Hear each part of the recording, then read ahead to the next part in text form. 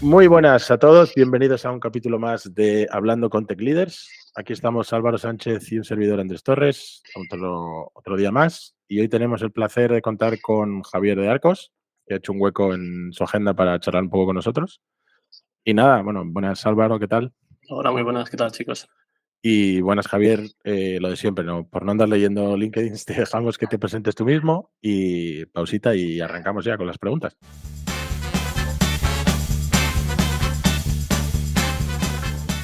Muy bien, buenas y en primer lugar muchísimas gracias, un placer estar aquí con vosotros. Y nada, bueno, mi nombre es Javier de Arcos, Javi para todo el mundo que ya me ha tratado un poco. Y nada, soy Engineering Manager en Celonis, que es una empresa dedicada a Process Mining, llevo aquí un añito. Y haciendo un poco guiño a mi admirado Félix López, que estuvo aquí hace unos meses con vosotros, y todavía ya tengo un poco más de idea de lo que es un Engineering Manager, pero al final todo se aprende y cambia de un lado a otro. Y bueno, al final lo que soy he sido desarrollador toda la vida, me ha encantado desarrollar y que en algún momento de mi vida pues me he dado cuenta que aporto más valor ayudando a otros a desarrollar que desarrollando yo, ¿no? Y ahí intentando ayudar a los demás a que tengan el mejor ambiente y el mejor contexto para hacer su trabajo. Pues encantado de tenerte y lo mismo también, gracias por haber hecho tiempo. Y sí, mira, podemos arrancar, tenemos una lista de preguntas, pero ya que he sacado Engineering Manager, es un rol nuevo y ahí está, bueno, pasa con más roles, yo creo, pero bueno, particularmente este, como es más nuevo, tiene más, yo creo, últimamente más conversación. ¿Engineering Manager desarrolla o no? En tu caso lo haces, ¿lo crees que debería? Que si desarrolla, ¿cómo lo haces para que poder calibrar las dos cosas, para poder juntar el llevar gente y también desarrollar? Sí, yo creo que además de que es un rol, como dices, muy nuevo, todo este tipo de roles más de liderazgo de una empresa a otra pueden cambiar muchísimo, ¿no? Y lo que una empresa es un engineering manager, en otra es la cosa completamente contraria, ¿no? Yo, por ejemplo, ahora mismo no desarrollo. Siendo sincero, no tengo tiempo para desarrollar y hacerlo sería ser un poco egoísta por mi parte, ¿no? Por poner un cuello de botella al equipo, por ponerme a hacer cosas que a lo mejor ahora mismo no tengo el máximo contexto o el nivel de detalle para hacer bien. Entonces, mi labor está en otros lados, ¿no? Y yo creo que la labor un poco del engineer manager, hay varias patas, ¿no? Según la empresa cambia un poco, pero es las personas, por supuesto, que deberían ser lo primero, ayudar a las personas a que tengan el contexto adecuado y a que crezcan. Luego está la parte técnica, apoyar en la parte técnica. No, a lo mejor no desarrollando, pero sí guiándoles, ayudándoles, dando las herramientas. La parte de producto, de hacer un poco comunicación del producto con la parte de más de ingeniería para entender bien las prioridades, la visión a largo plazo. Y luego ahí también combina un poco con la compañía, ¿no? Hacer transmisión de esas prioridades de compañía al equipo y la parte de proyecto, ¿no? De cada uno de las iniciativas o proyectos, hacer un poco de ese rol, un poco de project management, de ver cómo vamos en el tiempo, cómo vamos avanzando, si hay que repriorizar, hay que ir adaptando. Sí, ya has dicho, ha habido una cosa que has dicho al principio, que es lo de, no, que te sientes mejor ayudando, ¿no?, al equipo a que haga mejor su trabajo, creando un contexto para él y demás. Y vamos, lo suscribo 100%, ¿sabes? Al final, yo creo que el impacto de un manager está en eso, ¿no? En crear el contexto y hacer todo lo posible para que habilitar y hacer que el equipo funcione de la mejor manera posible. Sí, además Ay, hay otra frase que me ha gustado, es lo de sería egoísta. Sí, porque a mí también me apetece. Yo creo que a todos en algún momento dices tú: "Bah, antes de hacer todo esto otro, igual si me pongo aquí un rato con los cascos y echo ahí 3 4 horas buenas programando algo", pero dejas de ayudar a otros y el impacto, aunque a ti te ayude, el impacto a nivel compañía y para lo que evidentemente es tu rol, no lo estás haciendo, pero es más divertido. O te puede sobre todo si es gente técnica, Total. hay gente que ya no le apetece igual, pero si es gente que hace poco que se ha pasado ahí o gente que en teoría es muy técnica, a veces que te tira más hacia ahí porque estás incluso más cómodo, Sí, sí, la zona total. de confort. en plan que estás dejando de hacer por hacer esto, ¿no? De que al Ya, final son cosas que pueden hacer otras personas y mejor muchas veces, o deberían, y el trabajo que tú dejas de hacer no lo puede hacer nadie más, ¿no? correcto. Cierto. Y en Bueno, pues eso es, tira alguna, Álvaro, si quieres. Sí, perfecto. Vale, pues hace tiempo descubrí tu blog. Luego lo pondremos también en los enlaces, ¿vale? Cuando publiquemos el episodio, ¿vale? Y nada, primero enhorabuena, ¿vale? Yo creo que el contenido que pones ahí es bastante interesante. Y bueno, dentro de ese contenido descubrí un artículo sobre onboarding, ¿vale? Que tienes ahí, ¿no? Y me llamó la atención, ¿no? Porque es un tema que tampoco se le da mucha importancia. Y bueno, yo personalmente pienso que no debería, o sea, que es mucho más importante más allá del postureo del onboarding, de que te doy un pack y ¿no? Sino que un buen onboarding, ¿sabes? Hace que primero la gente que primero das buena imagen a la empresa, ¿no? Es la primera impresión que tiene un nuevo empleado de la empresa, y luego además hace que acelera el hecho de que alguien nuevo entre y tenga enseguida una buena formación y una buena adaptación dentro de los procesos y el conocimiento que requiere para hacer su trabajo, ¿vale? Según tu punto de vista, ¿cómo de importante es un buen onboarding? Para mí es importantísimo, es algo que me ha pasado siempre, no solo cuando ya he sido más rol de líder, de team lead o de engineering manager o de tech lead, sino también cuando desarrollaba. Para mí, a lo mejor soy una persona altamente sensible por esto de crecer viendo Los Serrano o yo qué sé, pero yo lo he pasado muy mal en mis entradas a una compañía, ¿no? De que me parece un momento súper vulnerable, un momento súper difícil, y entonces el tener un poco esa empatía por parte de la empresa, el entorno adecuado para ponértelo fácil me parece fundamental.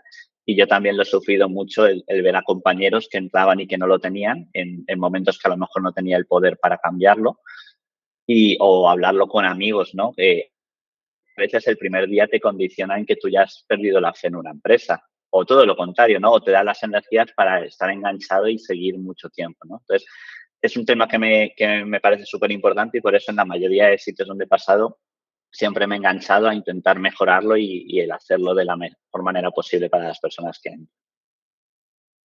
Vale, y Sí, en ese sentido... Bueno, perdón, Andrés. no, iba a decir que yo creo que la entrevista ya es el primer punto de contacto de esa persona.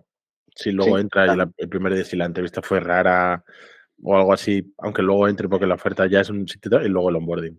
Yo creo que me pasó en la empresa en la que estuve antes, que crecimos mucho y muy rápido y no había nada de esto. Y lo poco que había, que se hacía un poco de andar por casa, de, bueno, júntate con este y tal, ya no se pudo hacer porque entraban 20, 30 personas todos los meses y fue muy, muy dramático. Mucha gente que luego pasó el tiempo, añadimos procesos de onboarding, mejoró todo y decía, bueno, pues que cuando entré yo esto era el salvaje oeste. Te soltaban, había un mini training que se hacía que era para clientes y lo medio reutilizamos. Entonces estabas 2 días como un poco de medio marketing sobre el producto, pero nada de cómo se desarrollaba, sino lo que era el producto y cómo se usaba. Y algunos, cómo se contrataba por necesidad, algunos al día siguiente en proyecto o en cliente. Y bueno, tuvimos un ratio de gente que se iba el primer año de esa tanda bastante importante. No solo por eso, había más factores, pero uno era pues entrar en un sitio de esa manera tan brusca. Totalmente de acuerdo que la entrevista es parte del onboarding. Es decir, estas típicas entrevistas que a mí no me gustan nada de que se ponen en plan chulescas o un poco a buscar la debilidad y a entrar fuerte, luego esa persona luego es tu compañero en 2 días, ¿no? Entonces es ya una primera impresión muy mala, ¿no? Sí. Y luego también yo he tenido creo que el artículo lo escribió un poco eso de onboarding y catástrofes aéreas. Yo he tenido catástrofes aéreas de eso, de entrar y no tener, bueno, por supuesto, no tener ordenador o ni siquiera que nadie supiera que entrabas en la compañía y nadie te está esperando. Cosas que pasan mucho más a menudo de lo que la cabeza te dice y me parece que no puede ser. Necesitar un acceso a algo, tener que pedirlo tú abriendo un ticket que no sabes ni dónde está la herramienta y que te lleguen en 2 semanas, estas cosas. Es que la gente además se olvida que hay, lo que hablaba Javier, también hay un factor humano, que es, bueno, pues estás nervioso en un sitio. Y luego me pasó que la empresa era una empresa que contrataba mucho de fuera, estaba en Holanda. Y venía mucha gente contratábamos mucho brasileño, español, italiano, gente que venía de fuera con la familia. Y ya esa semana no solo tiene que entender su trabajo y tal, tiene que estar con la cabeza buscando un piso, haciendo cosas de papeleo que tienes que hacer porque estás en un nuevo país, no sé qué.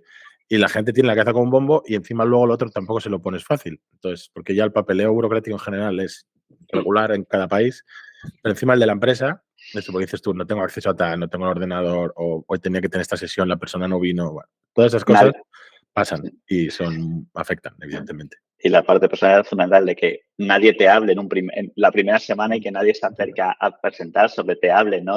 Son situaciones muy, muy complicadas. Vosotros, si queréis hablar, profundizamos un poco más de eso. Javier, ¿vosotros en Celonis tenéis un plan de cómo gestionáis el onboarding? Sí, nosotros aquí tenemos un plan.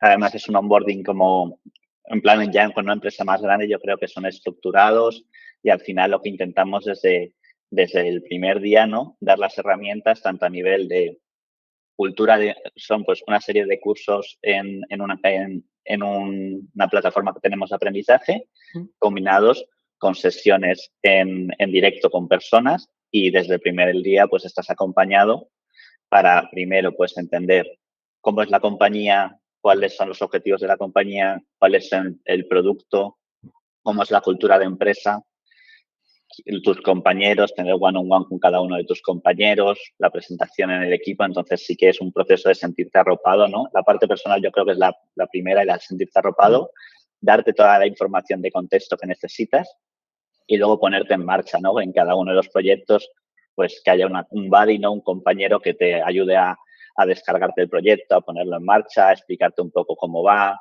etcétera. Yo creo que eso es importante y es lo que solemos hacer aquí en Celonis. Ok, perfecto. Tira tú si quieres, Andrés, con la siguiente. O si queréis seguir hablando de onboarding, no sé si nos hemos dejado alguna cosa.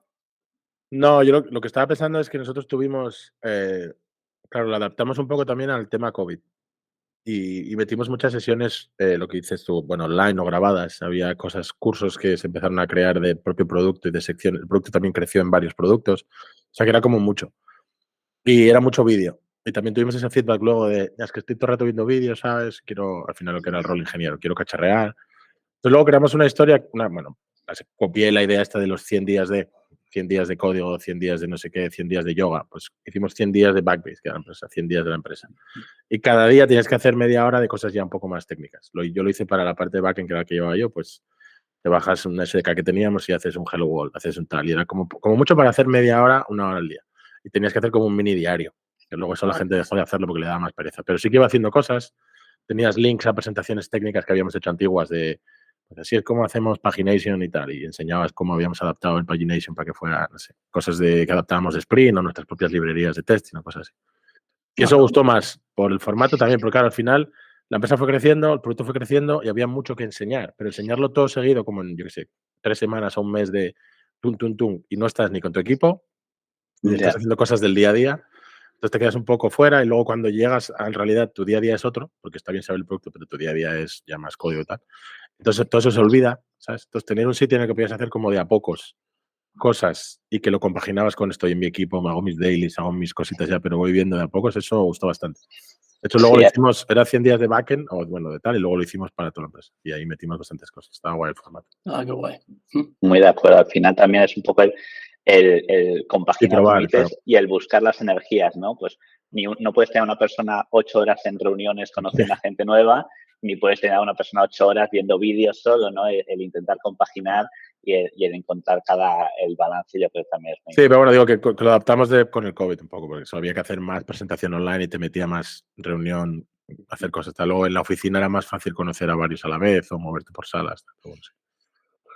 Claro, el tema de por cambiar un poco de tema, el tema del manager, del engineering manager, el rol es nuevo, pero bueno, ya había, igual no tenía ese nombre, pero una mezcla entre tech lead, que también es manager, que lleva gente, entonces era people manager, pero era menos técnico. En tu experiencia y con lo que el tiempo que llevas tú, ¿lo intentas hacer un poco por el libro, siguiendo una serie de prácticas, o vas cogiendo un poco de aquí y de allá? Porque hay muchos ejemplos, hay algún libro bueno, creo que alguno ya lo hemos recomendado, o lo comentó Félix o tal. Pero ¿crees que ya empieza a haber procesos como muy estándar de lo que tiene que ser ese rol, cómo llevar los 1-1, cómo manejar, o que es un poco dependiendo de empresa, momento, equipo? También lo hablábamos con Félix, no es lo mismo ser engineer manager en Google, como fue él, que en una startup que va a fuego como TinyBear, que está haciendo lo último en tecnología y haciendo cosas que no existen y cosas así. Claro, tienes que mover a distintas velocidades y hacer cosas distintas. Yo por lo menos, yo creo que no hay libro, ¿no? O al menos a lo mejor yo no soy tan bueno como para encontrar ese libro. Y yo creo que una de las un poco desafíos de ser engineering manager es, mi mayor dolor de cabeza, por ejemplo, es preguntarme a mí mismo si estoy aportando valor, ¿no? Y según el equipo y según el momento del equipo, puedo aportar valor de una forma u otra. A lo mejor, por ejemplo, cuando empecé aquí, en los primeros proyectos que estuve, estaba más pendiente de la parte técnica y estaba revisando las PRs, dando feedback allí, participando en las reuniones de arquitectura con el equipo para ver cómo tirábamos. Y ahora realmente yo casi nunca entro a ver una PR, ¿no? O veo un poco para ver cómo va, cómo es la interacción entre los compañeros, más que para comentar yo algo, ¿no? Porque yo ahora veo que ahí no aporto valor. Dentro de la misma empresa y del mismo equipo, ya yo veo que ha habido diferentes fases donde yo antes aportaba valor de una forma y ahora aporto valor de otra, ¿no? Entonces yo creo que cambia mucho. Sí, pero por ejemplo, hablando a nivel de lo del onboarding, que decís que tenéis un onboarding estructurado, que se hace tal, todo el mundo sigue. Para el resto de cosas, yo qué sé, documentar en las reuniones uno a uno, si tenéis que hacer performance review de la gente, ¿eso sí que lo tienes más un poco tal o también? Sí. Al final hay como masks, unos te los Sí. marca la empresa, que son cosas que tienes que hacer, y Ujú. hay otros que te has dado cuenta que funcionan. Yo, por ejemplo, los one-on-ones a mí, no, lo hablaba también Félix, que fue algo que de repente fue muy nuevo y todo el mundo hace los one-on-ones. Ya. Yo nunca no los tuve y cuando empecé a hacerlos me parecieron fundamentales y yo los hago también por eso, ¿no? El tener un momento con cada persona, cada semana, cada 2 semanas, o un poquitín más de 2 ya me parece un poco complicado. En plan, este es nuestro momento, pues vamos a contarnos qué tal estamos, qué tal estás, cómo va todo, pues me parece fundamental, ¿no? Luego, a nivel de empresa, participar en el hiring, ¿no? Es muy importante. El onboarding, para mí, es también fundamental, como se habla, y que tienes que estar muy cuidado y tú tienes que ser la primera persona ahí pendiente.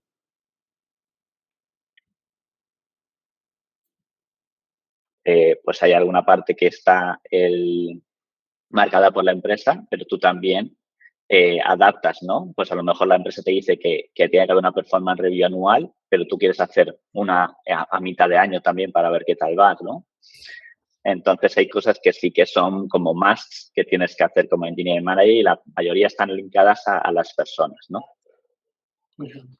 Sí, en ese espectro de gestión de personas, gestión tecnológica, ¿cómo ves, por ejemplo, en tu caso, que es más 80-20, 60-40? ¿Cómo dirías que sería el porcentaje de tu día a día entre la gestión de personas y la gestión más de quizás tecnológica o de delivery?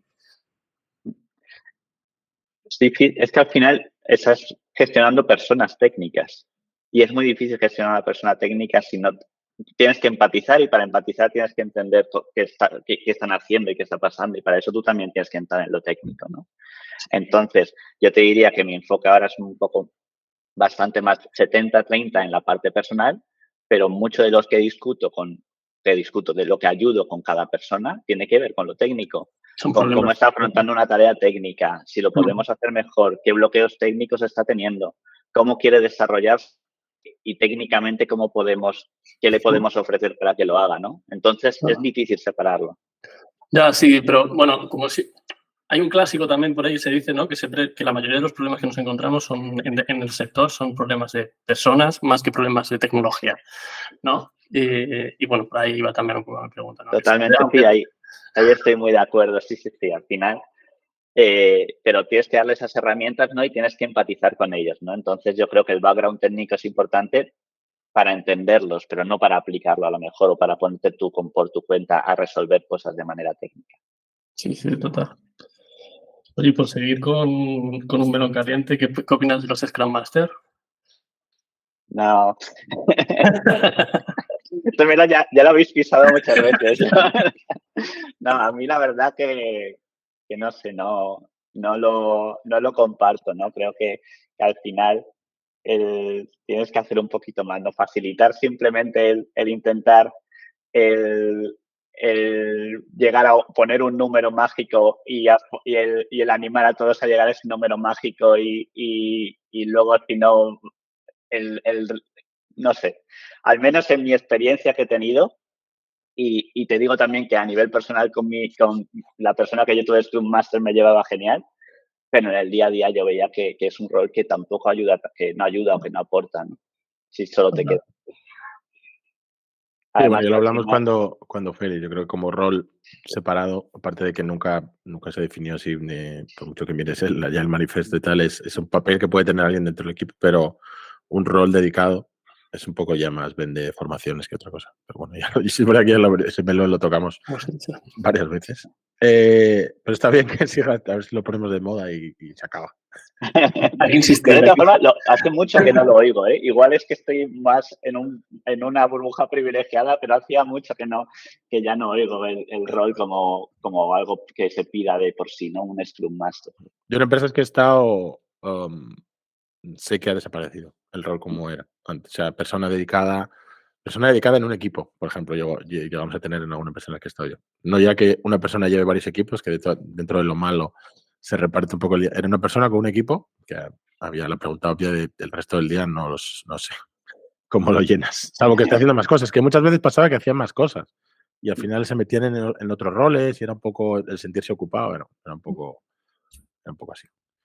¿Qué más teníamos por ahí?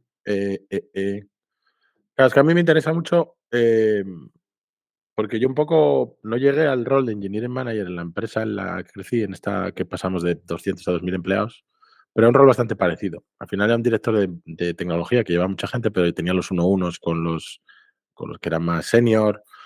Y yo no programaba en ningún equipo, no tenían nada que estuviera en que poner en producción directamente, pero sí hacíamos mucha POC, mucha investigación, vamos a probar esta librería y hacemos una demo a ver si a la gente le gusta, vamos a probar en su día test containers o cualquier cosa que veíamos que era nuevo. Y muchas de esas cosas, bueno, por internet también sigo mucha gente de tecnología, casi mi Twitter es básicamente de tecnología, pero también de conferencias. Que es que te he visto ahora la camiseta de la Tarugo. Sí. Y también este año hiciste un post muy chulo de recap del Lateral de este año, que yo también estuvo muy bien. Y ya me empieza a ser un evento que intento cuadrar en la agenda porque está muy chulo. Además es distinto a otros porque las charlas no son varios tracks de pura tecnología, sino que es otro rollo. ¿Tú crees? Además, hace poco un compañero también escribió un post sobre cómo ir a estos eventos de tecnología, cómo sacarlo mejor. Nosotros teníamos una estrategia, pero bueno, pues si tenías tú algo, y luego cuento yo la que teníamos nosotros en mi antigua empresa. Para asistir a estos eventos, le recomiendas, tenéis un budget para el equipo para que vaya, recomiendas a tus ingenieros que vayan a eventos o de tecnología puro, o meetups, o cualquier evento de tecnología, y cómo los hacéis para aprovechar lo más posible estos eventos. Sí, mira, sí que tenemos budget, ¿no?, de formación, y dentro de este budget de formación entra el ir a una conferencia, ¿no? Y lo que se evalúa es el valor que aporta, ¿no?, por intentar maximizar el valor por cada persona.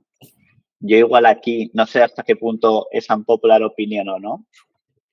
También a lo mejor porque no he llegado a ir a conferencias súper técnicas, pues de este tipo de Spring o este tipo. Pero a mí me parece que una conferencia a nivel técnico es muy difícil que te aporte muchísimo, porque al final las charlas es una charla que puede profundizar, pero hasta solo cierto nivel. Estás escuchando, no estás haciendo. Bueno, a lo mejor puede haber algún workshop, tal. Entonces, a mí me parece mucho más importante a la hora de abrir la mente a cosas que hay posibles y que puedes luego volver a investigar, ¿no? El conectar con otras personas, ver diferentes opciones, ¿no? Y para eso me parece que sí que tiene mucho valor, ¿no? Participar dentro de esta comunidad y ver ese mundo, ver otras perspectivas, ver cosas que está haciendo otra gente y luego aplicarlas, ¿no? Pero como a nivel de voy a irme a una conferencia para aprender Java o para aprender Kubernetes o para aprender lo que sea, me parece difícil, ¿no? Y luego la parte, pero sí que lo recomiendo, por supuesto, creo que la comunidad aporta muchísimo, a mí me ha aportado mucho. Y la parte de meetups también. Igual ahí en meetups es más fácil ir seleccionando cosas que te aporten más concretas. Y de hecho en Celonis hay un grupo de personas que hacemos un esfuerzo, ¿no? Tanto para ofrecer nuestras oficinas para comunidades que vengan a visitarnos y a dar sus meetups, como para crear nuestros propios meetups con las personas que tenemos que son muy buenas también y que les gusta mucho compartir el conocimiento para aportar a la comunidad. Muy bueno. Sí, yo creo que estas cosas, a mí, yo siempre cuando he participado, estoy de acuerdo contigo, ¿no? Que al final, por tiempo y por enfoque, ¿no? Es imposible que aprendas y vayas muy a fondo, ¿no? En ciertos temas. Pero sí que es verdad, te ayuda primero a conocer gente y a ver cómo se hacen las cosas también en otros sitios, ¿no? te abre la mente, ¿no? Pero claro, con la idea esa de que luego tú te tienes que investigar, que profundizar y tal, ¿no? Pero mejor tú estás enfrascado en un tipo de tecnologías y en un tipo de forma de resolver un problema y de repente ver otra perspectiva de nosotros, lo hemos resuelto así, es muy valioso, ¿no? ¿No? Sí, hombre, al final yo creo que, bueno, si la gente tiene esa idea, no es. Yo que voy a bastantes y he ido, ahora voy más, intento ir más de speaker, por lo menos mando a más, así voy y me invitan al viaje y a una noche de hotel. Pero a la Sprint, por ejemplo, fuimos varios años, la que organiza serie en Barcelona, a la Sprint yo. Íbamos varios del trabajo, igual fuimos 10, 12 en algún momento llegamos a ir. Y de hecho nos dividíamos para ir a todas las charlas, para poder cubrir todos los tracks. Y luego hacíamos una presentación interna con las cosas. Porque luego muchas de estas conferencias, hombre, no todas, pero por ejemplo la Sprint yo sí, publican las charlas, publican los vídeos. Entonces tú te la puedes ver luego más tarde. Entonces a los compañeros, mira, nosotros hemos atendido a estas y hay algunas que no nos van a aportar nada. No porque no, sino porque ya lo hacemos nosotros o es más para principiante en este tema que nosotros ya somos más expert. Pero había otras que recomendamos, mira, mírate esto. Evidentemente luego te va a llevar a investigar tú, pero sobre todo las que hacían cosas, mira, estas que hacen totalmente lo contrario que hicimos nosotros. Creamos Kubernetes, entornos de Kubernetes para todo el mundo y esta gente lo hace todo en su local, usando no sé qué, no sé cuánto y tal. Y mira, dentro de que es la misma tecnología, porque al final no vas a aprender Kubernetes, pero mira cómo lo usan ellos en comparación con lo nuestro, podemos hacerlo, no, a nosotros no nos aplica porque, bueno, y había muchas de esas cosas y eso, otras tecnologías. Sí, Bueno, eso ayuda un montón, ¿eh? porque al final, por mucho que sigas por ahí, eso, hay algunas que son Hello Walls, que te van a hacer una intro y ya está, pero hay otras que te van a enseñar un caso de ellos en producción igual o en un entorno más que dices tú, mira, pues esta gente ha usado no solo el Hello World sino que se han puesto con ello en producción y han encontrado este problema y tal, cosas ya un poco más, sobre todo los que son casos más realistas. De, mira, yo no soy de esta librería ni de esta tal, yo lo uso en mi empresa y lo usamos así. Entonces es un caso real en el que tampoco hay un bias de tengo que vender este producto, que muchas de ellas, ninguna de ellas suele ser así de tipo marketing de ventas. Son gente que lo usa y punto. Sobre todo los que son así de open source.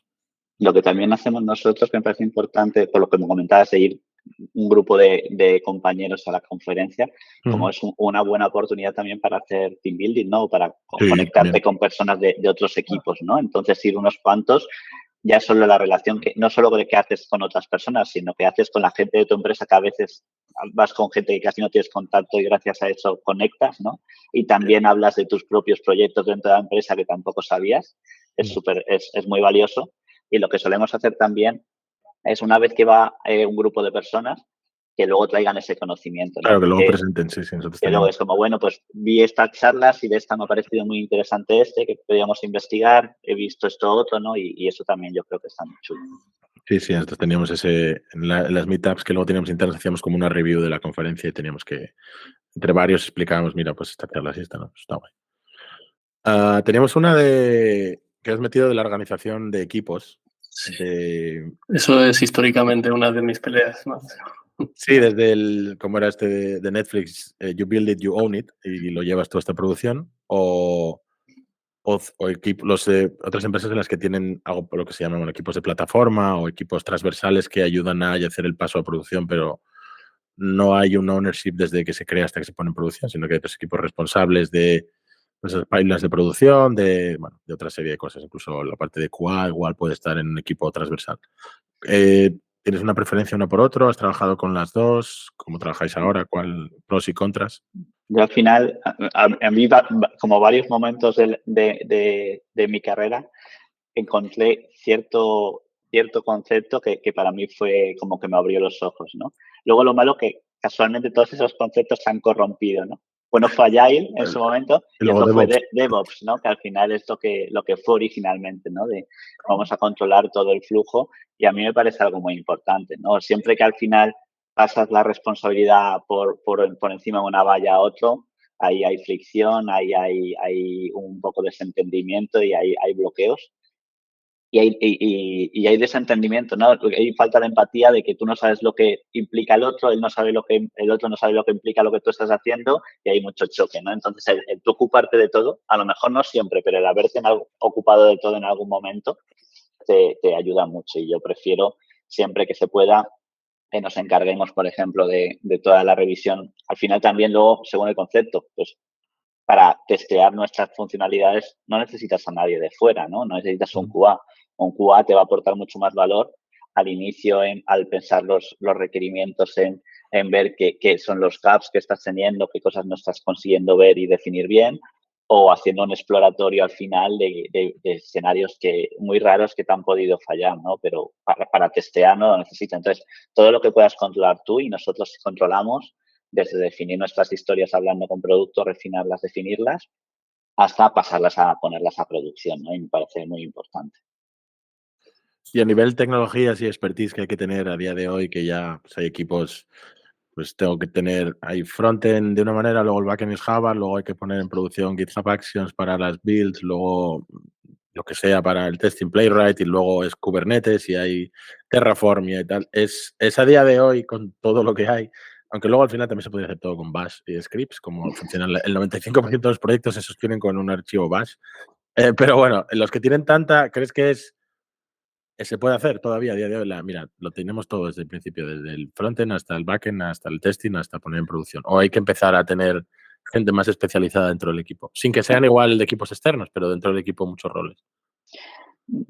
Hombre, nosotros, por ejemplo, somos una empresa muy grande, tenemos un producto muy grande, tenemos gente de plataforma, de infraestructura, pero al final un poco es el dar las herramientas para dejar que las personas sean autónomas, ¿no? Y nosotros tenemos esa mentalidad un poco. Yo, por ejemplo, en mi parte, entre comillas, más técnica, lo que siempre me ha gustado ayudar mucho es a trabajar en este pipeline para que la gente a lo mejor no lo tenga que conocer, pero que lo use y que al final eso vaya de la manera más fluida posible, tanto para darte confianza de lo que estás desplegando está bien, como para darte un feedback rápido y como para, pues eso, ¿no? Y con un buen pipeline puedes ayudar en plan muchísimo, ¿no? Entonces tú solamente pones las herramientas, pones las automatizaciones necesarias y ahí puedes profundizar un montón en Terraform, en herramientas que va a haber gente especializada, pero una vez que las tienes, pues que todo el equipo la use y que sea el responsable de aprovecharla y llevar todo el ciclo de vida del software. ¿Tú crees, Javier, que cuando tienes un equipo así tan multidisciplinar, por ejemplo, también fomentas que la gente no se quede en su área, sino que también aprenda un poco más de los otros y demás? Por ejemplo, ha puesto Andrés el ejemplo de plataformas, backend, frontend. ¿Piensas que así también luego hay una tendencia a que el de backend toque más también de frontend y de plataformas y que el de frontend no se quede ahí en su campo, sino que también vaya ampliando su conocimiento y bueno, haya un sentimiento más de ownership, ¿no? Que se dice, de propiedad del software, y tiendan todos a ampliar un poco más su área de influencia? Yo creo que por supuesto que al final fomentas que la gente colabore mucho mejor porque empatiza más, sabe lo que hay en el otro lado, empatiza más con el otro, aunque no se dedique en el día a día al frontend, si en algún momento tiene que acercarse a ayudar o ver qué está pasando, pues entra, ¿no? Y sabe hacerlo y tiene la confianza y ayuda. Y porque al final no es, y a mí la verdad que no me gusta nada, es que eso a lo mejor puede ser un poco antipatrón en forma de ser de, no, este es mi campo, a mí solo pídeme esto porque esto es lo que yo controlo y no me hables de otra cosa, porque al final lo importante es lanzar un buen producto que sirva a los usuarios y al usuario no le importa si es que tú no puedes tocar nada más allá de C++ con no sé qué o lo que sea, porque lo que quieres es tener su funcionalidad y que funcione bien. Sí, total. Sí, le clavo porque si no es la frase, yo he escuchado a gente decir, yo hasta aquí, ¿sabes? Esta llamada, a partir de esta llamada a la API yo ya no sé lo que pasa después y yo no voy a tocar ahí, no voy a tocar, si la API está mal, no voy a tocar la base de datos, no voy a mirar el servidor. Y yo igual no sé, porque yo en España cuando empecé no había backend frontend. Yo no he trabajado como backend o frontend hasta que me fui fuera. Y en la empresa esta que ya era más grande, oye, pero tú eres más de backend o de frontend. Bueno, he hecho de todo. He hecho desde jQuery hasta levantar servidores, hasta arreglar bases de datos, pero es verdad que hacía más Java, Struts de aquella cuando me cambié. Pero luego ahí empecé a ver gente más especializada y sin tampoco por nada en particular, pero lo noté mucho en el frontend. Ya no eran especialistas de frontend, eran especialistas de Angular en algunos casos, que es lo que tenía mi empresa. Y había cosas de JavaScript normal, de llamadas a servidor que no, si no eran tipo, si eran tipo Ajax básico o lo que fuera, no tampoco le sacaras de ahí mucho. Y yo era la conversación que tenía, digo, pero no, daos cuenta de que al final, aunque tu parte esté hecha, no hay nada aquí.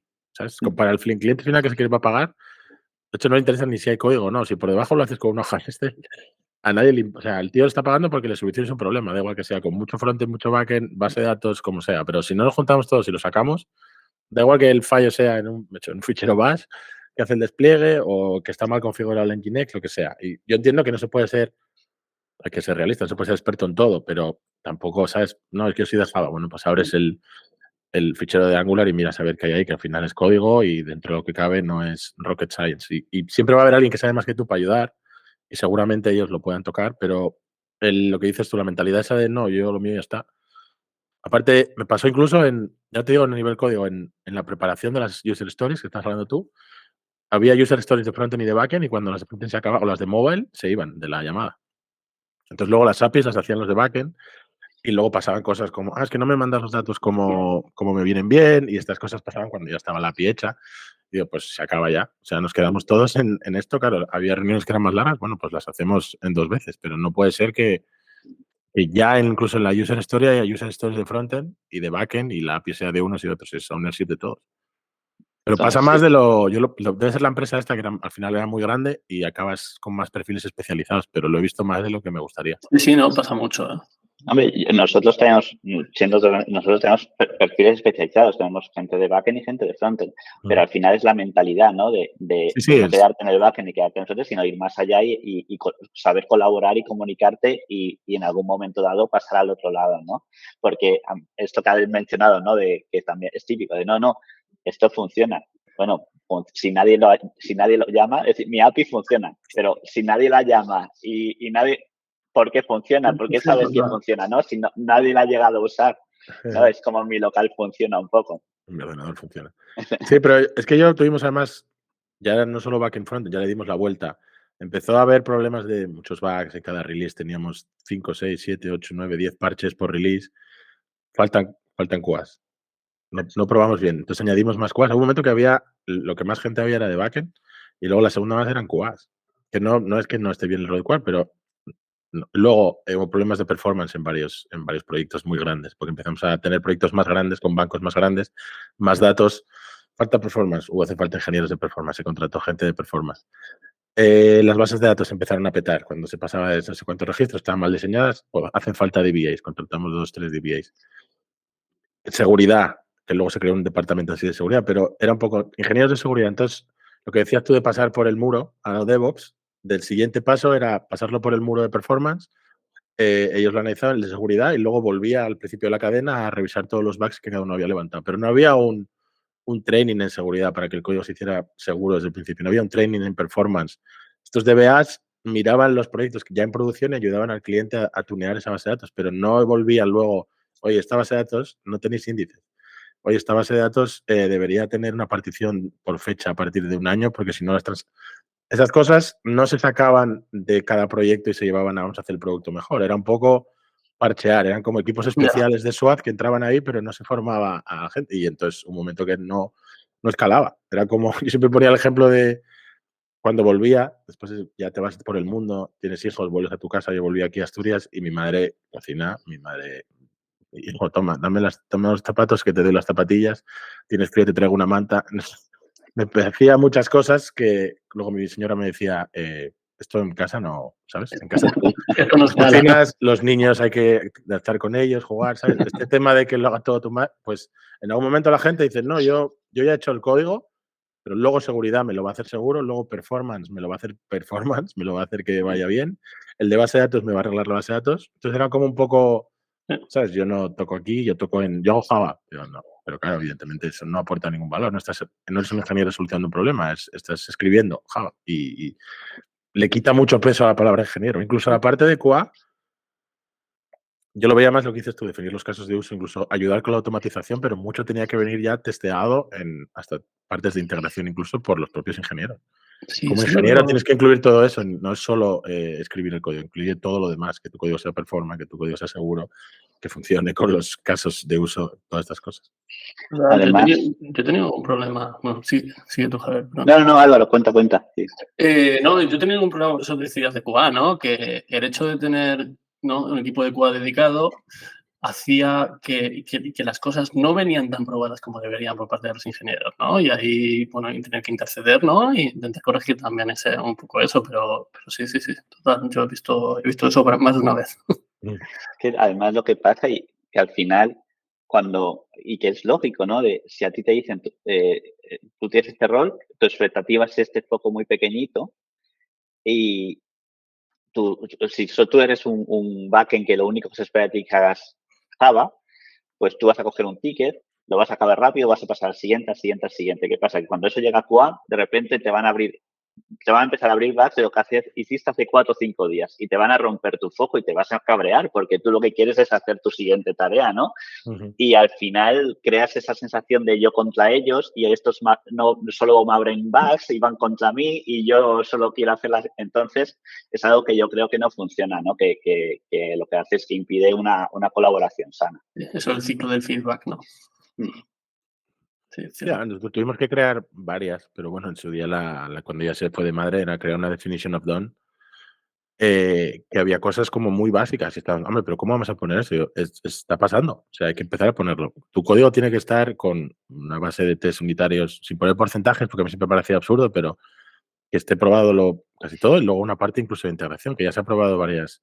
Al final teníamos cosas que eso, como test con test, que te permitía probar con bases de datos, incluso en tu propia pipeline con Oracle. Teníamos que soportar varias bases de datos. Era bastante coñazo, yo no digo que no, pero no podías delegar solo porque era un tostón, pasárselo a la otra persona que tuviera que crear. Estaban creando entornos en Amazon con un Oracle, otro con un SQL Server tal, para lanzar las pruebas que tenías tu veces para ver si funcionaba ahí. No puede llegar ahí, que es aparte del dinero que estamos tirando en entornos.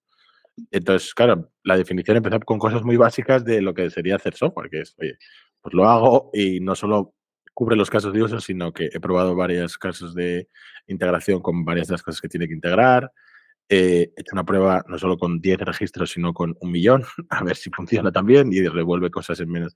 La base de datos tiene sus índices. Había una serie de cosas que tuvimos que poner, que era como un back to basics, y que quedaba un poco, según que el ingeniero nos decía, oye, pero esto es un poco como para, yo, bueno, pues ¿dónde estamos ahora? Si ya lo hacéis, no pasa nada, no os afecta, pero hay gente que no lo está haciendo, entonces lo vamos a escribir. Ahí se nota, ¿no? Que muchas veces, y eso nos obsesionamos con la parte técnica, ¿no? De si microservicios, si no, si este lenguaje, si este otro, si esta arquitectura, esta otra. Sí, sí. Y la mayoría de los problemas es por falta de comunicación o estos primeros acuerdos básicos, ¿no? Y un documento de definition of done o cosas tan tontas, y aquí meto un elemento demonizado en la ecuación, pero como poner una columna más en Jira que te diga testing, estás testeándolo, lo vas a pasar por aquí, pues muchas veces simplemente eso te ayuda a decir, oye, es verdad, tengo que testearlo y ahora ya lo pongo a don, ¿no?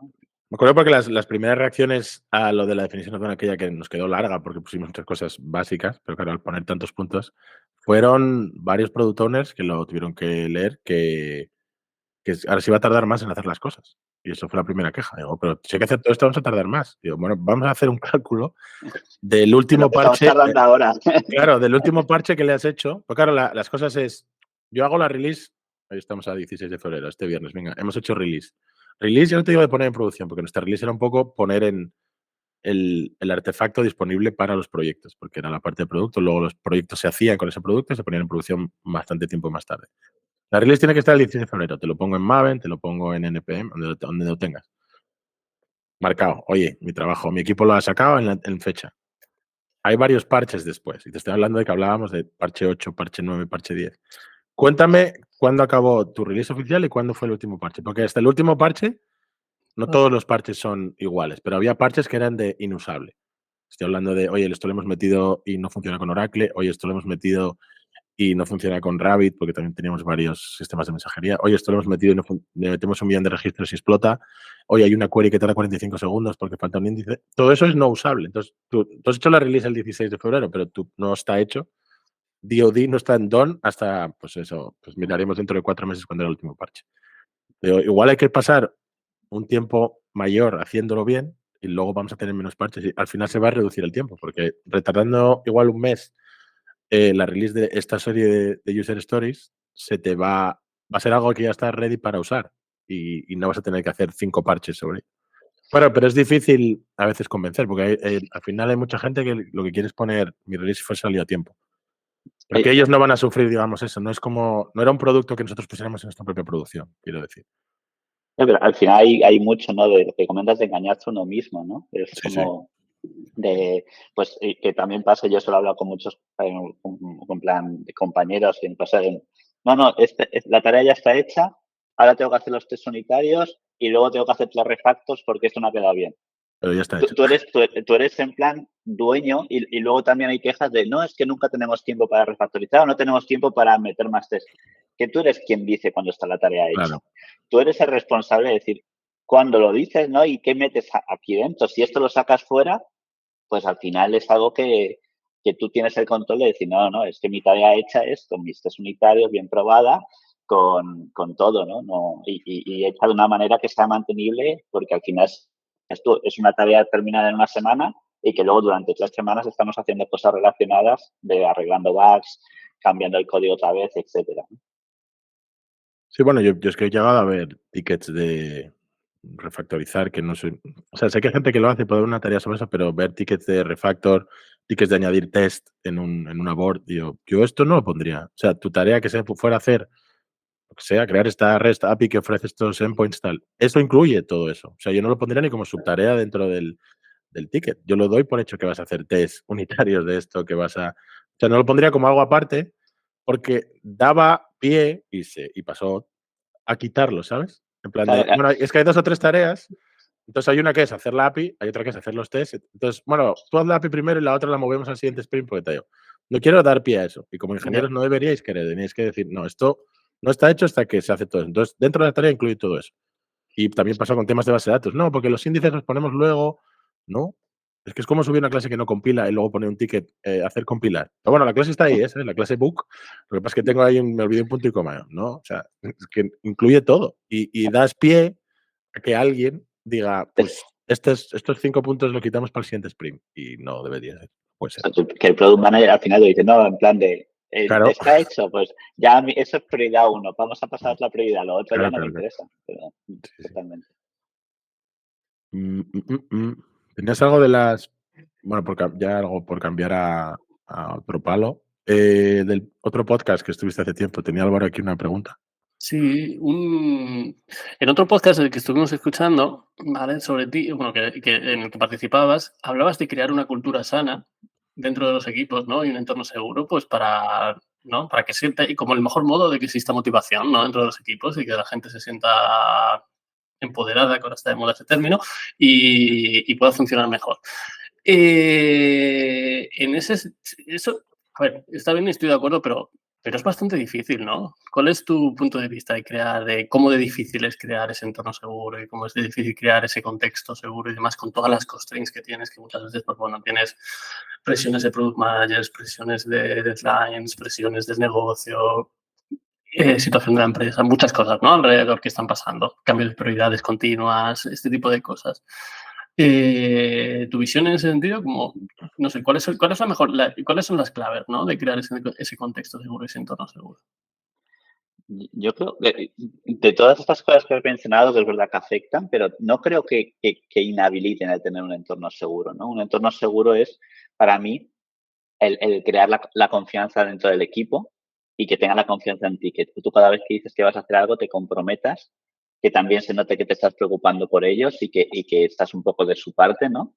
Y que luego que si las cosas se hacen colaborativamente, que es lo que hemos hablado de pues una tarea, si todos van a ayudar, si se están muy claras que las prioridades son las prioridades de todos, que las conseguimos entre todos y ayudamos entre todos y que no sea, no, yo ya he hecho mis 2 tareas del sprint y que se apañen los demás, pues al final tienes un equipo, ¿no? De verdad. Y dentro de ese equipo, la confianza de que todo el mundo va a poder hablar, dar su opinión, decir cuando las cosas no van bien, decir cosas que hay que mejorar. Y yo creo que eso es importante. Dentro de eso, yo creo que la cultura de empresa ayuda mucho, ¿no? De una cultura de empresa que entienda que la calidad es indispensable, sobre todo yo hablo un poco más de empresas de producto, que tengo más experiencia, Ahí sí que estoy de de acuerdo. que las personas son las que llevan el producto y no al revés, en plan de no porque tú metas presión las personas van a responder, sino porque tú apoyas a las personas, el producto va a salir, ¿no? Esa es mi forma de verlo. Y al final eso, si tienes una cultura de empresa sana, el equipo puedes tener esa cultura sana, que alineada y que las cosas van mucho mejor. Hay un antipatrón, ¿no? De que a lo mejor tú en el equipo puedes tener esa cultura sana porque tienes un equipo que confía el uno en el otro y que colabora todos juntos, pero la empresa no acompaña y entonces es como un poco, tú haces de paraguas, como ha pasado muchas veces, o de caparazón, y es en plan nosotros contra el mundo, ¿no? Que eso no me parece, ¿no? Entonces... Sí, pero eso no es sostenible, yo creo. Al final hay un momento Bueno, en que... No, es yo, verdad. y además, yo creo que al final la gente pierde confianza, ¿no? Si tu equipo ve que tú lo que estás haciendo es pararle los golpes y te lo nota, ¿no? Va a decir, pero bueno, yo sé que, vale, que aquí me están parando, pero esto no va bien, ¿no? ¿Y qué pasa cuando esta persona no esté? O cuánto le queda a esta persona aquí, ¿no? También son cosas que te preocupan, ¿no? Sí, Y yo, entonces, una cosa que he oído muchas veces siempre en todos los sitios donde he estado es lo de educar al negocio, ¿no? De gestión de prioridades, de estas cosas, ¿no? Y sí, a ver, y hay sitios en los que al final, por mucho que intentes, esa educación no sucede, ¿no? Y lo que dices tú, al final te estás nada más que parando golpes, parando golpes, parando golpes y hay un momento que eso no es sostenible. mira, yo creo que es una cuestión de confianza, ¿no? Que es verdad que es difícil construirla, pero incluso con esto de producto, ¿no? Que sí que ha pasado, ¿no? Que a veces, pues a lo mejor hay más, es más difícil entender desde un lado al otro de yo quiero hacer estas 5 cosas, ¿no? Y todo es importante y todo hay que hacerlo. Y es como, bueno, pero vamos a construir la confianza. Dime para ti la más importante ahora mismo. Y yo te voy a demostrar que somos capaces de hacerla y que luego vamos a por otra, que no nos vamos a quedar de brazos Ya, cruzados por decir una, luego no nos vamos a dedicar a vivir la vida, ¿no? Y que va a salir bien, va a salir en plan con buena calidad y vamos a ir avanzando, ¿no? Entonces es entre todos el dar tu trocito como tu cachita de arena. Es que suena como un poco Pablo Coelho, ¿no? Pero al final yo creo que es mucho eso, ¿no? El claro. empatizar y el tener y el ir construyendo esta confianza con pequeños gestos y pequeños pasitos. Total, igual que dentro que decías, ya no de cara al negocio, sino de cara al equipo también, que haya esa, ¿no? Que se genere ese entorno de confianza donde se puedan decir las cosas, donde si las cosas van mal, sobre todo que se levante la mano, que nos apoyemos, ¿no? Cuando hace falta algo. Pues, bueno, eso es muy importante. Es mucho, un entorno colaborativo funciona mucho mejor y es más sostenible en el tiempo que un entorno más competitivo. Sí, además hay veces que yo he visto que se intenta, no sé, no se trata a la gente como adultos. Se intenta ocultar cosas desde un lado y desde el otro, ¿eh? No, Paternal, ¿no? les vamos a decir que, pues de ingenieros he visto, vamos a decirles que son 6 semanas, cuando en realidad son 2, porque si no nos van a pedir más cosas y, no sé, y al revés. Vamos a decirles que esto es todo es súper importante porque si no, no lo van a hacer porque prefieren jugar con Kubernetes. Y no es así, la gente he trabajado en varios entornos, en España solo, internacional. Hay excepciones, como todo, pero en su mayor parte la gente quiere estar en un sitio en el que bueno, se le dicen las cosas, las buenas y las malas, te dejan trabajar, se confía. También estaba en estos momentos de caos. Oye, tenemos una incidencia en producción y tal, y a una persona de una responsabilidad muy alta entrar en un chat a preguntar cada 10 minutos cómo vais. Y tuve que cogerle a esa persona, sacarla del bueno, hablar con esa persona, sacarla del chat y digo, no estás aportando nada ahora mismo. Estás poniendo a la gente muy nerviosa. Entiendo, no, es que yo soy el que da la cara al cliente, lo entendemos, pero bueno, va con el sueldo también y va con el trabajo. Estás allí, en otro país, delante del cliente, se ha roto algo, estamos todos aquí en una sala, fuera de horario ya, intentando ayudar. Estar llamando a la puerta cada 5 minutos, aparte de generar un poco de adversión hacia tu persona, no está aportando nada. Deja a la gente que es profesional y está sacando, y en cuanto esté te lo van a mandar. Nadie quiere alargar esto más, todo el mundo se quiere ir a su casa y terminar. Pero incluso con cosas no urgentes, que te digo, no, vamos a poner aquí lo mítico de que cuando empieza a haber poca confianza, todas las historias son lo que sea de máximo. Todas son 21 puntos, todas las cosas son un quarter. Cada vez que hubo un momento que era así, cada cosa era un quarter. Da igual que fuera a hacer una API nueva que generar una app, no sé, todo era un quarter. ¿Cuánto tarda un quarter? No puede ser que todo sea un quarter. Entonces nada es un quarter y ya dejo de fiarme, te tengo que pedir las cosas. Entonces, cuando se pierde esa confianza, luego es difícil de volver. Pero también hay una parte esa de tratar a la gente un poco, no de manera profesional, no como si fueran adultos. Y supongo que es, pues eso, se ha perdido la confianza en algún momento y hay que generar, todo el mundo tiene que ceder. Mira, voy a fiarme de que me estáis diciendo lo que es y por otro lado, nosotros vamos a estimar correctamente y al final se recuperará esa confianza mutua, que es lo que ayuda a que el equipo vaya para adelante. Y has dicho una cosa muy importante, yo creo que hay gente que la olvida o a veces todos olvidamos un poco, ¿no? Lo que se dice, el positive intent, ¿no? De que la gente en un 90% va a querer hacer bien su trabajo y va a querer aportar valor porque somos humanos y queremos ser reconocidos, queremos tener nuestro estatus y hacerlo bien. Entonces, el desconfiar de cada acción, como este me está fastidiando, este me está haciendo la cama, tal, no sé qué, es como, no, intenta salir de tu burbuja y piensa qué está pasando en el otro lado, que un poco busca las causas. Simplemente pregunta, ¿no? Muchas veces es tan fácil como preguntar y vamos para adelante juntos. Sí, además también estaba la parte de... Había muchas capas cuando la empresa ya creció más, entre el cliente pidiendo algo, había la gente de preventa, luego estaba la gente de professional service, la que hacía los proyectos, y luego te llegaba el ingeniero. Y se perdía un poco el contexto. Entonces, hay veces que rotábamos a la gente y decían, mira, vente a hablar con este cliente. Aunque tú no digas nada, tú entras a la llamada y ves dónde le está doliendo. O sea, me estás dando un barco y me están pidiendo una bici, ¿sabes? Por mucho que yo al barco le ponga ruedas, vosotros estáis empeñando en hacer el barco más rápido, pero esta gente quiere una bici. Entonces, igual, quítale las velas, ¿sabes? O quítale el motor, pon pedales. Porque es verdad que no podías... Era uno de los problemas también de hacer un producto que tenía que funcionar en muchos países con muchos clientes distintos. Dentro de que todo era banca, porque era un producto de banca, había bancos y bancos. No es lo mismo en Santander que la banca de granjeros de Wichita, que eran 300 personas, ¿sabes? Hay gente que necesita unos procesos, gente que necesita otros, gente que tiene ingenieros para mantener eso, gente que se lo quieren dar lo más no-code o lo más install and click que sea, y no se podía hacer un producto que tocara todo, o era muy difícil. Pero eso, ponerte en la piel del otro y a veces ver lo que está pasándole al otro en directo en una reunión o ir a, no sé, una toma de requisitos con cliente. Pues claro, había toma de requisitos interna, pero había tomas de requisitos para proyectos que se hablaban cosas distintas. Y llevar a la gente ahí que lo viera un poco, a veces ayudaba también. Total, sí, el conectar, ¿no? Igual con el propósito de la empresa o el propósito del producto, ¿no? El hacer esa comunicación, yo creo que también es una labor muy, muy importante del manager, ¿no? El hacer de conector de que esa información llegue, el uso del usuario, las prioridades de la empresa, las necesidades del producto, ¿no? Para que se entienda por qué estás haciendo lo que estás haciendo y cuando lo entiendes lo puedes hacer mejor, ¿no? Sí, yo creo que lo pusiste en Twitter, Álvaro, ayer o antes de ayer, o se lo comentaste a alguien. Hay veces que la falta de motivación esconde lo que es falta de claridad. Sí, No sí. sabes qué tienes que hacer ni lo que estás haciendo, dónde impacta, o cuál es, vale, yo me pongo aquí, pero esto cómo se ve luego reflejado en mejor producto, mejor servicio, lo que sea. Entonces, eso, no estoy motivado. Es que no sabes lo que estás haciendo, dónde está. Entonces, hay una falta de claridad de objetivos y de lo que tienes que hacer y para qué sirve lo que haces.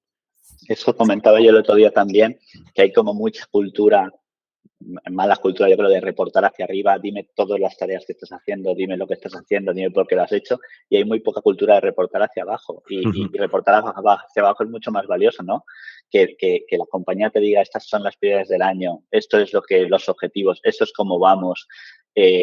Todo eso te da la autonomía, ¿no? De saber cómo aportas más, cómo haces mejor tu trabajo, ¿no? Y eso yo creo que es fundamental. Sí, total. Muy bien, ¿seguimos con la siguiente? Sí. Vale, cambiando un poco de tema, ahora que estamos en época de performance reviews y estas cosas, ¿vale? Tenemos una pregunta sobre eso. Vale, para ti, ¿cuáles son las... A ver, porque yo personalmente pienso que es una de las cosas más difíciles también y una de las mayores responsabilidades de un engineering manager, hacer que la gente crezca, ¿vale? Y una de las herramientas para eso, de las formas de evaluar eso, son, pues esto, la gestión de objetivos, ¿no? Y performance reviews. Para ti, ¿cuáles son las claves para gestionar performance reviews de un equipo? A mí, como una performance review como tal, para mí, claves de una buena performance review es que sea un resumen, que no haya ninguna sorpresa, que resumas todo lo que ya has ido hablando y sea específico, que dejes muy claro que es una foto. Es decir, tú no eres así, tú este año has hecho esto, ¿no? Y a partir de aquí vemos qué es lo que hay que mejorar, qué es lo que has hecho muy bien, hay que reconocer. Y también es muy importante el feedback positivo, ¿no? Y no como un sándwich, ¿no? De te digo algo bonito para luego darte, sino de que con ese feedback positivo te estoy demostrando que me preocupo por ti y que quieres hacer las cosas bien. Y el día que te tenga que decir algo negativo, te lo voy a decir también porque me estoy preocupando por ti y quiero que hagas las cosas bien, ¿no? Entonces, para mí es eso, ¿no? De cara del manager, tener aunque parezcan también básicos, pero tener una buena documentación de que tú durante el año hayas ido apuntando todo lo que has ido hablando, los hitos importantes, las conversaciones que has tenido con las acciones que se deben seguir para mejorar, el feedback positivo.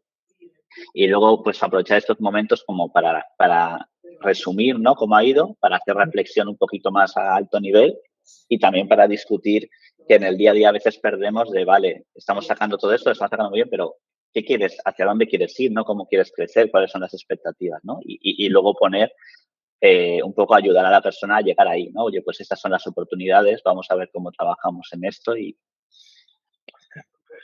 Una vez hace unos meses leí en Twitter a alguien que decía, me hizo gracia, ¿no? Y tiene toda la razón, ¿no? Decía si cuando llega el performance reviews, la reunión de performance review y el feedback que estás dando crea una sorpresa en la otra persona, es que algo se ha hecho mal, ¿no? Es que Totalmente. evidentemente no.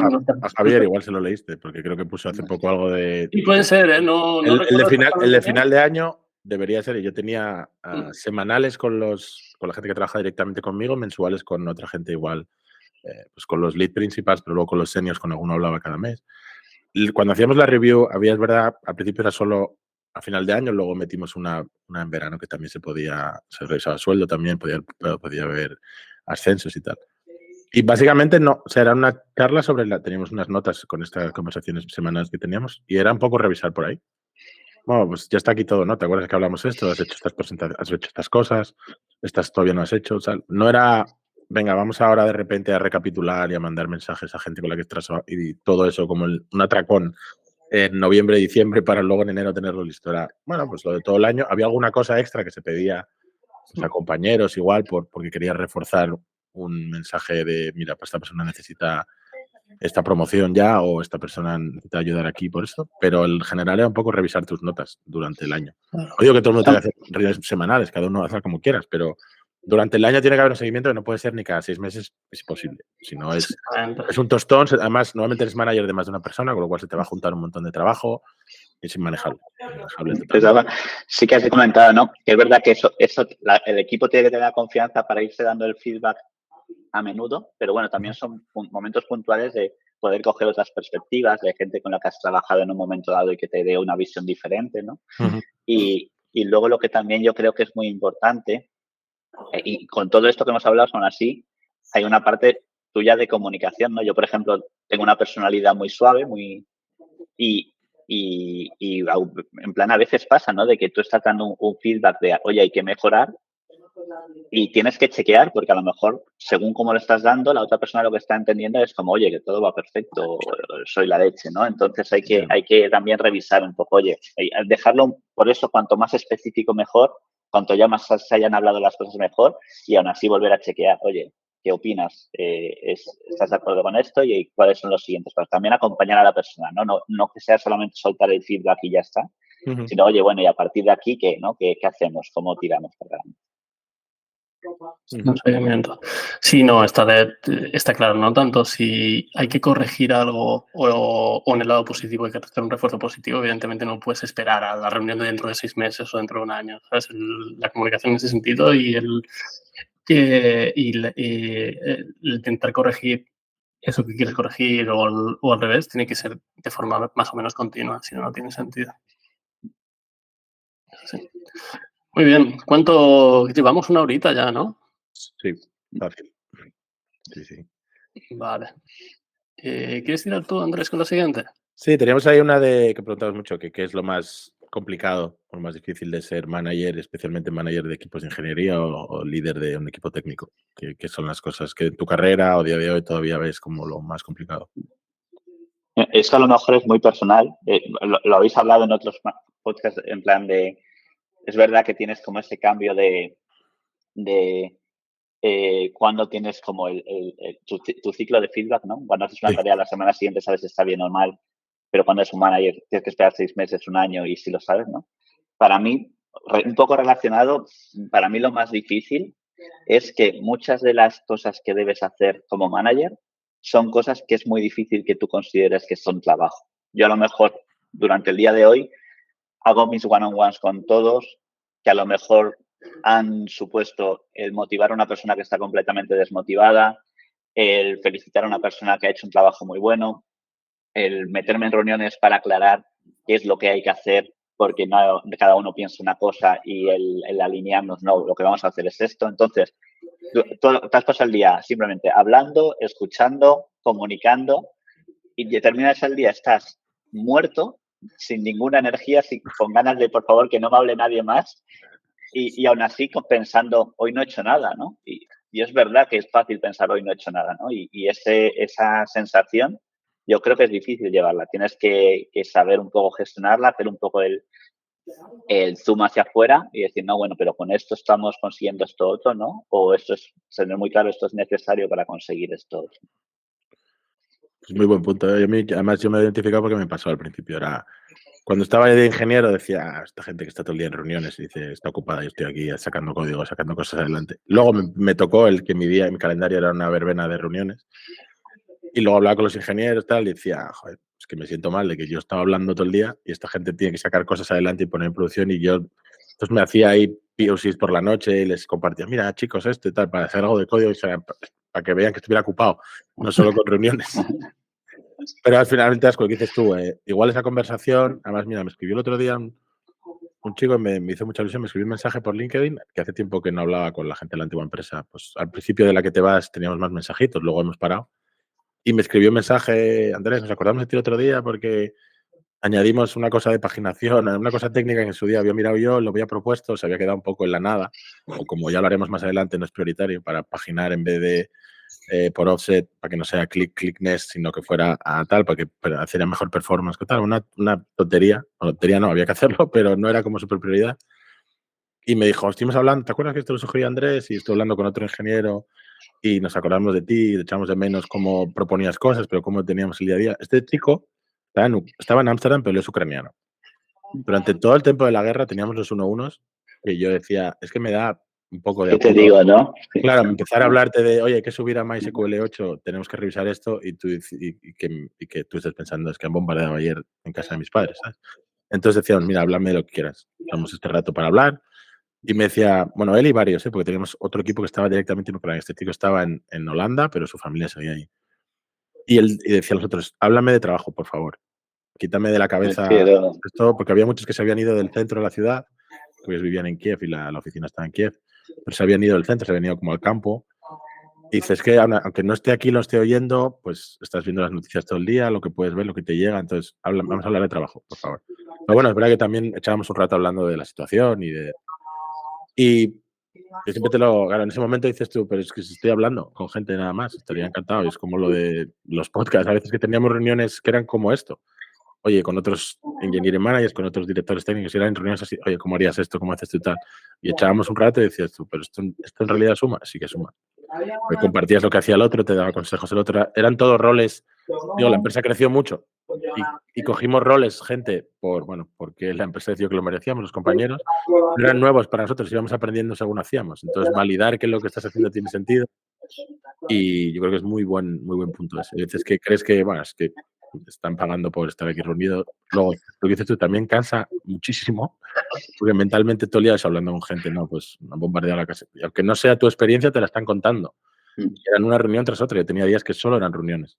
Si no eran 1-1, eran alguna reunión de alguna cosa técnica y el resto eran 1-1. Y cansa, sí que sí. Muy buen punto.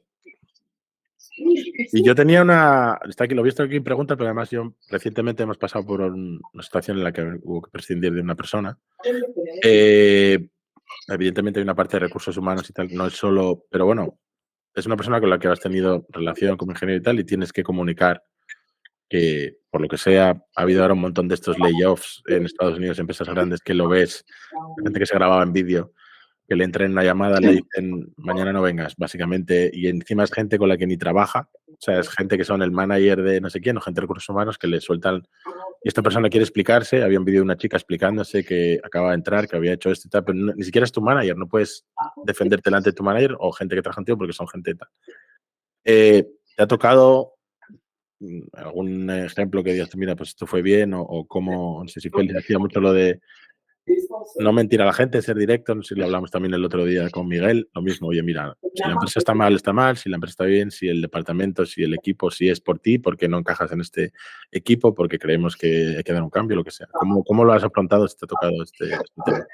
Yo creo que el tema la verdad, no me ha tocado casi, y el tema de ellos no me ha tocado, ¿no? Entonces, no he tenido que vivirlo, pero sí que coincido completamente con que aquí tienes que ser transparente, ¿no? Aquí hay dos formas, ¿no? De que haya un despido un de una persona que a lo mejor pues, por motivos personales donde has podido hacer y ha habido hay un despido de estos masivos donde tú no puedes hacer nada, estás totalmente fuera de tu control, ¿no? Entonces ahí lo que tienes que hacer es ser lo más honesto posible con la situación, explicar la situación con la información que tienes de la manera más honesta posible y el intentar tanto empatizar como acompañar a la persona en todo lo que pueda, ¿no? De, oye, pues depende un poco de la relación, ¿no? Esa relación la has tenido que construir, pero te ayudo vamos a buscar qué oportunidades te pueden encajar, vamos a hablar con X y X personas que conozco, oye, estas empresas, voy a hacerte una carta de recomendación, todo lo que puedas apoyar ahí, está bien.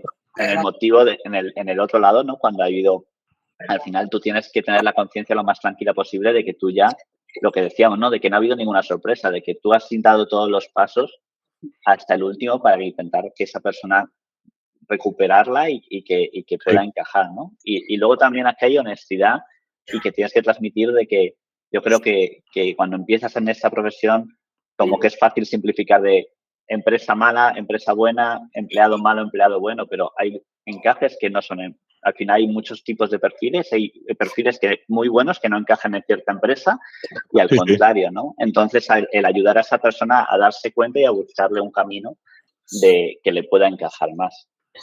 Sí, no, total, eso es muy bueno.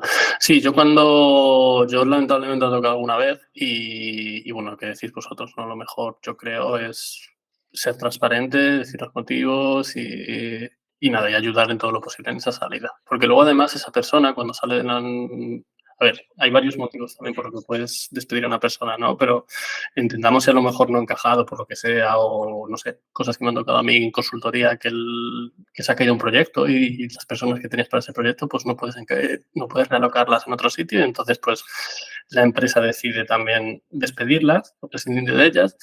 Pues esa persona cuando sale de la empresa también aún se convierte un poco en un o recomendador o hater de tu empresa. Y, bueno, eso te pone... Siendo egoísta de ti como persona también, como manager. Oye, ahora mismo se tiene que ir esa persona, pero igual se va y un día necesita un manager su empresa y se acuerda y aparece tu nombre por ahí porque has aplicado y se acuerda de la persona y como exactamente. Solo la empresa en sí, la empresa al final tiene momentos. O sea, puede ser una empresa, lo que dices tú, un proyecto grande se cae, la empresa va a seguir para adelante, pero igual tú quieres cambiar y esa persona con la que hiciste las cosas bien, siendo manager y lo que hablamos es desde el onboarding, desde la entrevista. Si haces las cosas bien, la gente se va a acordar de que lo has hecho bien y igual quieren trabajar contigo. Yo he empezado, además otro día tuve esta charla con un amigo. Yo es que siempre estaba con esto, además cuando estaba en España me quería ir fuera. Quiero trabajar con gente súper buena, ¿sabes? El tío que ha inventado el doble clic, el tío que ha inventado el algoritmo y quiero currar al lado de ese tío a ver si me he pegado. Últimamente ya estaba pensando, que he hablado el otro día también, yo con trabajar con gente que sea buena persona y que dé gusto trabajar, igual si sabemos menos de tecnología, igual tardamos una semana más en acabar algo, ¿sabes? Que el tío súper crack. Porque he currado con gente muy buena y yo he sido esa gente que se ha centrado en tecnología y luego ha sido también un borde o difícil de trabajar con y he tenido ese feedback de gente y no me gusta nada, porque luego no se van a acordar, ya, pero era bueno técnicamente, no, se va a quedar como, es como lo de los restaurantes. Se comía bien, pero no, si se comía bien, se comía bien, da igual que costara un poco más. Si se come mal, aunque costara 10 euros, ¿sabes? Nadie se va a acordar, no, pero era barato, da igual. Se come fatal aquí. Me da igual que el menú sea 5 euros, ¿sabes? Pues eso ya empiezo a pensar ya, o sea, evidentemente tiene que haber unos mínimos, vas a trabajar en cosas de tecnología, tienes que tener, pero pondría mucho más en la balanza ya lo de gente que se pueda trabajar. Sí, total. Gente que entienda que hay varias maneras de ver las cosas, que no hay, lo que decía Javier, no hay blanco-negro en este mundo en nada, y menos en tecnología tal. Es una capa de grises y no hay bueno o malo, si no sería muy fácil. No hay tecnología buena y mala. hay cosas que se pueden usar hoy y mañana no, hay que tener contexto en todo. Yo creo que es importante. Es curioso porque sí que es un sector donde hay muchas verdades absolutas, ¿no? Hay mucha gente sosteniendo verdades absolutas. Sí, microservices bueno, monolito malo y dentro de 5 años al revés. Ya está a punto de llegar, ¿eh? Yo creo que si no ha llegado ya, el año que viene ya, microservices malo, monolito bueno. Ya estamos ahí a punto de que vuelva la rueda. Pero tengo ganas de que me pregunten, de que a lo mejor llegue esa rueda de que digan, no, pero tú tienes experiencia en monolitos porque queremos gente con eso. No, si no tienes, no. Yo creo que ya se está viniendo. Ya he visto ahí mucha tendencia del microservicio mal. Pero sí, bueno, está volviendo. Yo cuando empecé, hablando cuando hacía frontend todavía, y bueno, todo el renderizado en servidor, yo estuve con Java Server Faces, Java Server Faces. Todo lo que está sacando, todo lo que está haciendo ahora es renderizar en servidor, es lo que se lleva. Eso eran JSPs y JSFs. Sí, está volviendo. Está volviendo. Pero si esperas lo suficiente de tecnología, te pilla. O sea, que es mejor esperar y ya llegará. Sí, pero volviendo un poco al tema, sí, yo creo que no solo el de los despidos, ¿no? Pero cualquier cosa que venimos hablando, si os dais cuenta, venimos hablando mucho de transparencia, de seguimiento, de ser, ¿no? Y yo creo que eso es la clave para todas estas cosas. Y lo que ha dicho Andrés, ¿no? De que cuando empiezas, somos gente técnica y nos apasiona, ¿no? Y al principio tú quieres tocar X tecnología, esta otra, te duele no estar en la última versión o no estar tocando esto, pero cuando yo creo que tienes una experiencia te das cuenta que lo más importante son las personas que tienes a tu alrededor. Y yo he tenido mucha suerte de tener personas muy buenas a mi alrededor y que he aprendido un montón. Y yo ahora lo pienso y si pienso en algún momento de cambiar de trabajo, yo cambiaré por personas. Es decir, tiraré en plan de pensar en con qué personas puedo trabajar, qué me van a aportar esas personas, iré por eso, no iré por X tecnología, por esta otra, ¿no? Sí, total. Sí, yo también lo pensaba hace poco, que ya no hace tiempo que no. Bueno, hay una serie de cosas que igual consultoría, por lo que sea, últimamente no me llama tanto y tal, pero luego es más, pues mira, me gustaría trabajar con esta persona y le escribiré a esa persona, oye, o la empresa incluso, y conoces la empresa, 3 o 4 personas que trabajen ahí, gente que sigues y dices, tú, mira, me gusta lo que hacéis, podríamos, ahí tenéis hueco, que buscáis este tipo de gente, a ver si encaja más, que esta gente está ahora con IA o con Big Data o con lo que sea lo nuevo que llegue mañana, más que eso. Porque además eso cambia cada X, va a cambiar y te va a pillar trabajando. Mejor que sea con gente que te cae bien y que es fácil trabajar, porque así vas a aprender más fácil que están con lo último, pero nadie habla conmigo, entonces tampoco voy a aprender nada, ¿sabes? Vale, pues sí, podemos ir tirando a las preguntas siempre. Podemos estar aquí mucho más rato, pero estamos aunque no lo sepáis, lo que lo escuchéis, estamos en tarde de viernes, que es una tarde dura. Y vamos a ir cerrando con las preguntas clásicas. Si quieres, Álvaro, tira por ahí. Vale, perfecto. Pues tiro con la primera. Entonces, una de las preguntas que tenemos para cerrar siempre es ¿qué consejo le darías a alguien que está empezando en posiciones de liderazgo o que a lo mejor esté interesado, ¿no?, en dar el siguiente paso hacia esa dirección? Sí, a ver cómo... Y eso que sé que preguntáis esta pregunta, ¿no? Pero ya hemos hablado de otra forma de quiero verlo. Repetir, pero sí que yo lo que diría, muy importante son las personas, ¿no? Luego, comunicación, ¿no? También es súper importante y tienes que tenerlo en cuenta. Cosas así más concretas, menos etéreas. Yo creo que cuando haces los cambios de rol, una de las cosas que olvidas, que parte de todo lo que estás experimentando, no es por el rol, es porque vuelves a ser junior. Y tú hace mucho tiempo que no eras junior. Y es que al final es muy duro volver a ser junior y no tener ni idea y tener que empezar a pegarte, a investigar, a tomar decisiones sin saber, ¿no? Entonces, que es un proceso, ¿no? Y que aprenderás por el camino. Yo es algo que me diría a mí mismo, ¿no? Muchas veces me he parado a dar un paso porque pensaba que tenía que saberlo ya todo antes de darlo y al final hay que lanzarse y se aprenderá con buena voluntad, se aprenderá por el camino. Y otra de las cosas que, por ejemplo, comentabais con Félix, yo creo que lo comentasteis, este péndulo, ¿no? Sí. De si te pica un poco el gusanillo de ser manager, yo creo que merece mucho la pena intentarlo, porque aunque vuelvas, vas a ganar un montón en el lado técnico. Claro. Sí.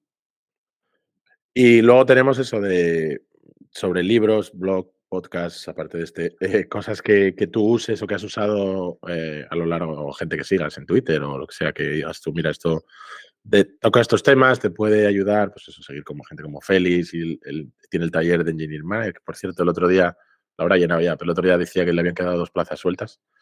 No sé si era para este finde.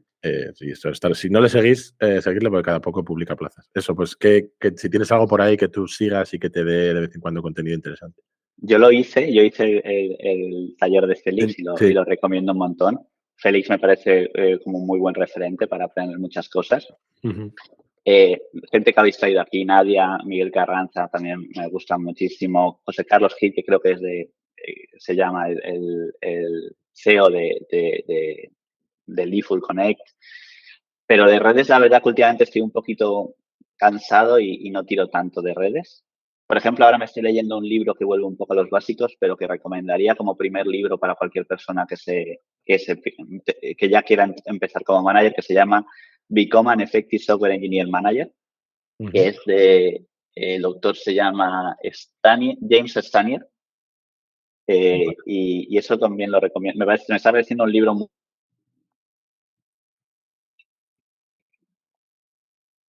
aparte de los típicos de The Manager's Path, que también es muy bueno, ¿no? El Making of a Manager, Radical Candor, pero este libro me parece como muy práctico, ¿no? El otro a lo mejor entra más en la parte un poco más filosófica, que es importante, pero este te da como unas buenas patrones y una buena base para que te sientas más seguro desde el principio.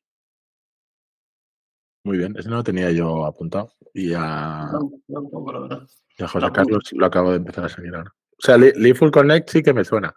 Yo creo que debo seguir a alguien más de ahí, de la empresa, pero él no lo tenía.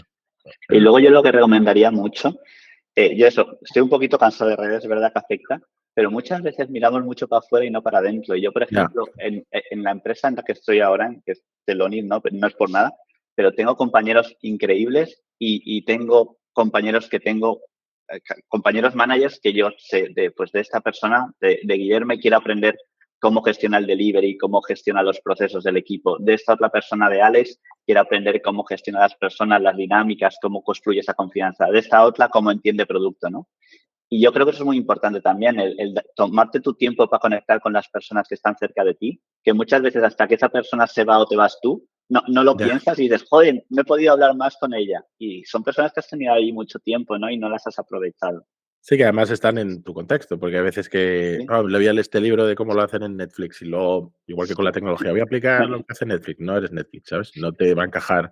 Puedes aprender cosas, evidentemente, pero va a ser complicado. Pero la otra gente que ya está si es una empresa grande, incluso mejor, porque en una más pequeña igual hay menos diferencias, pero en una grande, solo con mirar otro departamento, igual no tenías ni idea. Nos pasaba en tecnología a nosotros, que empezamos a hacer charlas internas justo por eso, porque yo como que hablaba con varios, yo tenía más horizontalidad, y uno estaba haciendo y otro estaba haciendo lo mismo, un sistema de caché para cachear las dependencias dentro de Jenkins. Lo que tiene GitHub Actions de caché, pues en Jenkins lo habían hecho con S3, pero uno lo hizo de una manera y otro de otra. Pero los dos habían llegado al mismo problema y una solución parecida. Digo, claro, como no lo hemos hablado, habéis hecho lo mismo por separado. Entonces empezamos a poner estos momentos de compartir, pero vale para todo, evidentemente, para todos los roles. Oye, ¿qué hacéis vosotros ahí? ¿Cómo lleváis? Y eso, que están en tu empresa, es mucho más cercano a tu contexto. Te va a ser más fácil aplicar cosas después de haber ahí que adaptar igual un libro de algo más lejano, por el tipo de empresa, por lo que sea. Y eso también implica que es otra de las cosas que me has preguntado, que también es verdad. Una de las cosas difíciles de manager es que es un rol más solitario. Al final tú antes tenías 6 o 7 compañeros haciendo exactamente lo mismo que tú y ahora estás tú solo. No puedes hablar de ciertas cosas con tu equipo porque tampoco es justo, tampoco te va a entender, ¿no? Son cosas tuyas. Y el acercarte más, que al final también entender que los managers de otros equipos también ahora son tus compañeros y poner cosas en común es muy importante. Por eso arrancamos este podcast también nosotros. Porque no tenía con quién hablar de estas cosas. Y así cada poco echamos un ratillo. Pues un placer. Sí, lo vamos cerrando para que no se nos vaya como siempre. Se nos ha ido ya un poco, pero bueno. Muchas gracias, Javier. Un placer. Gracias a vosotros. Ha sido un placer. Comentábamos antes de empezar. Se me hace largo el tanto tiempo, no sé si voy a poder dar. Sí, lo pienso. Rapidísimo, Lo pensamos. la verdad. Siempre lo pensamos al principio, pero por una cosa y otra. Y luego eso, a la gente, gracias por, estamos viendo las visualizaciones, o sea, las escuchas y tal, y van a buen ritmo. Ir sugiriéndonos gente. Porque bueno, Javier lo teníamos en el radar, pero Nadia, por ejemplo, nos había sugerido a alguien por Twitter, yo creo. Entonces, bueno, Javier, si tú tienes, yo creo que Félix nos soltó unos cuantos nombres, que también apuntamos. Si tú tienes gente que digas tú, mira, hablar con esta persona que va a ser una charla buena, pues también lo dimos ahora o luego fuera de cámaras, si quieres. y recopilo, pero por ejemplo ahora me viene Ana Carmona, que ¿en qué empresa estaba? Igual no salió el otro día, fue una interacción que tuvimos ahí que alguien la recomendó, yo creo. Sí, esta empresa que es de energía, o la luz creo que estaba, pero a lo mejor ahora me fallo. También de WeFox creo que hay varias engineer managers que son muy buenas. Olga también creo. Yo voy buscando y os paso una lista de gente que conozco, pero sí que hay gente muy interesante para aprender todos, ¿no? Que es una gozada tener estos podcasts para oír, como diceis, a otros líderes y otras formas de pensar y no sentirte tan solo en este rol. Exacto. Pues muchas gracias Álvaro. Gracias a vosotros, chicos. Muchísimas gracias. Chao. Venga, chao. Adiós.